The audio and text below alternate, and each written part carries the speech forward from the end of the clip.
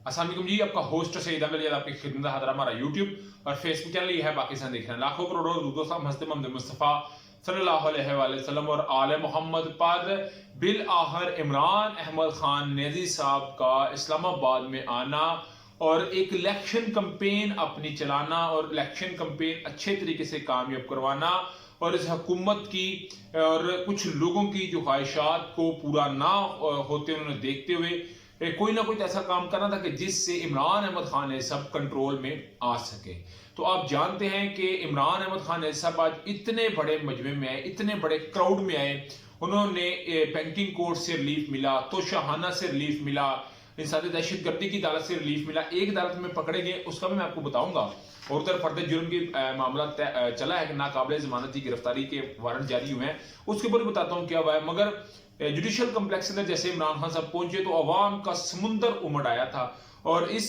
मौजूदा सिस्टम के लिए ना पीडीएम के लिए एक मसला खराब ये हो गया हुआ है कि ये इमरान खान साहब की खुद जो है वो एक इलेक्शन कंपेन कर रहे हैं। लाहौर के अंदर जो कारकुन चार्ज नहीं था उनको भी चार्ज किया गया इनकी जानिब से, और इस्लामाबाद के अंदर जो कारकुन बिल्कुल बैठ गया था उसको भी एक दफा बूस्ट अप कर दिया। अभी पीडीएम के अंदर ये लड़ाई पड़ चुकी हुई है कि आप कर क्या रहे हैं। हम इमरान खान वो एक सियासत के अंदर एग्जांपल दी जाती है मुर्दा घोड़े में जान डालना, तो इनके अपने लोग कह रहे हैं कि अगर हमने जो इमरान खान की अगर थोड़ी देर और ना इन्हें लाते तो शायद ये एक मुर्दा घोड़े की मानत होता। उन्होंने कहा जी छामक मार के इसको जिंदा कर दिया गया।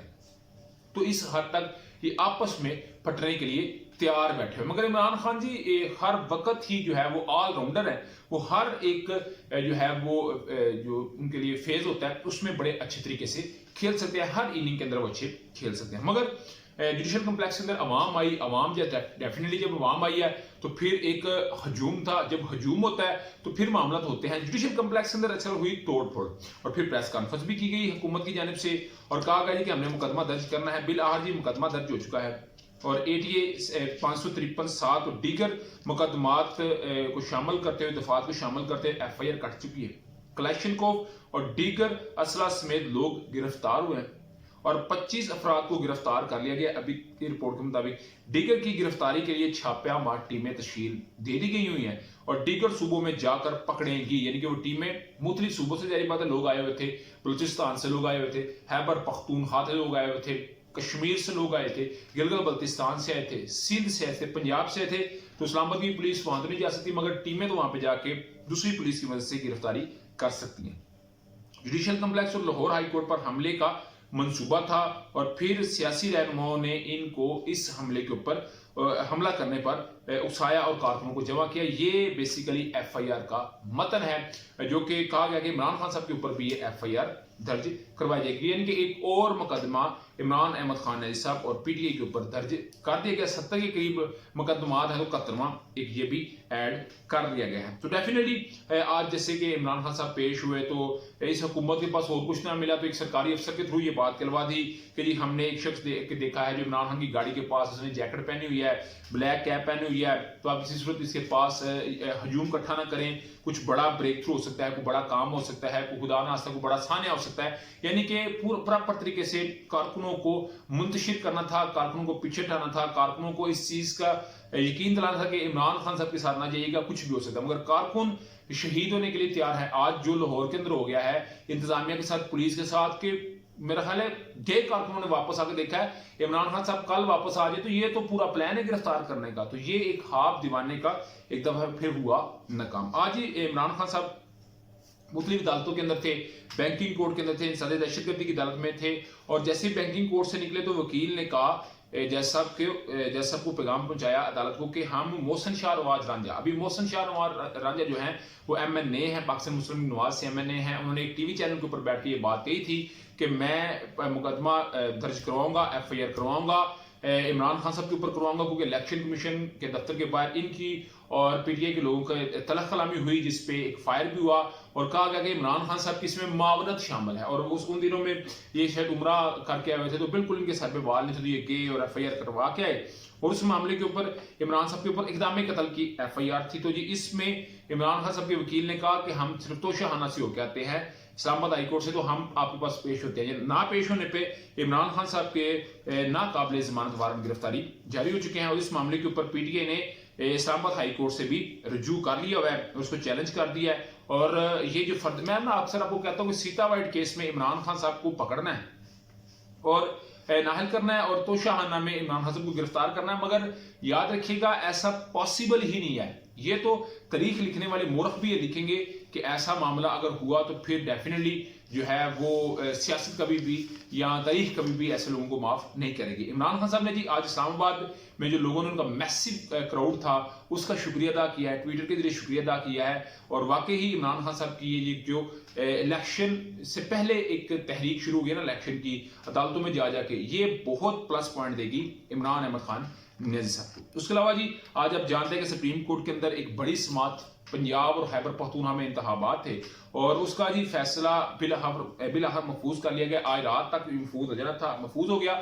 कुछ ये कह रहे थे कि आज सुना दिया जाएगा, मगर कल सुबह 11 बजे से पहले पहले ये फैसला सुना दिया जाएगा। इस बेंच की सरबराही कर रहे थे जस्टिस उमर अता बंदयाल साहब, उसमें शामिल थे justice Mansoor Ali Shah, justice Munib Akhtar, justice Jamal Mandokhel, justice Muhammad Ali Mazhar. इसके अलावा 4 जज जस्टिस जाजुल हसन साहब, जस्टिस सईद मुजाहिर अली बरनकवी साहब, जस्टिस याही अफरीदी और जस्टिस अतर मिल्ला साहब, इन चारों को साइड पे, दो वैसे ही साइड पे करवा दिए गए और दोनों ने इख्तलाफी नोट दिया और ये मामला रफा दफा हुआ। मगर इस सारे मामले के ऊपर जी अटॉर्नी जनरल ने अपने बयान दिए, फरूक अचनायक साहब आए और हुकूमत की जानिब से यानी कि एक प्रॉपर तरीके से बयानिया चलता रहा।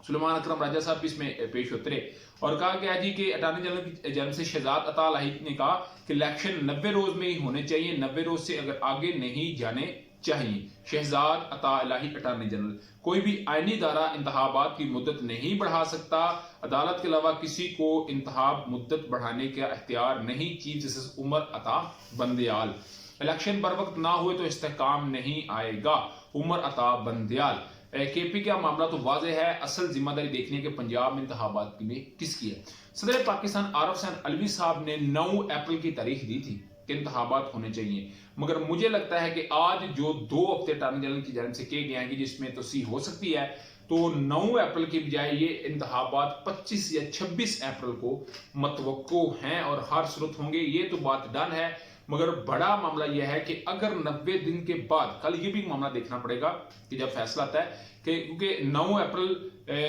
तक या उससे बाद 14 अप्रैल को तो वैसे ही इसकी तारीख जो है वो पूरी हो रही है 90 दिन, अगर उसके बाद 1-2 दिन भी ऊपर हो जाता है तो फिर आर्टिकल 254 का इतलाक होगा। और कुछ ये भी बातें की जा रही है कि आर्टिकल 6, एक बात याद रखिएगा, आर्टिकल 6 उस वक्त लगेगा जब आयन की खिलाफ वर्जी होगी। अभी आयन कहता है कि 90 दिन के अंदर इलेक्शन होने चाहिए। अभी देखना पड़ेगा कि अगर इसमें तशरीह है कि 2 हफ्ते अगर बढ़ सकते हैं तो ठीक, इनके 26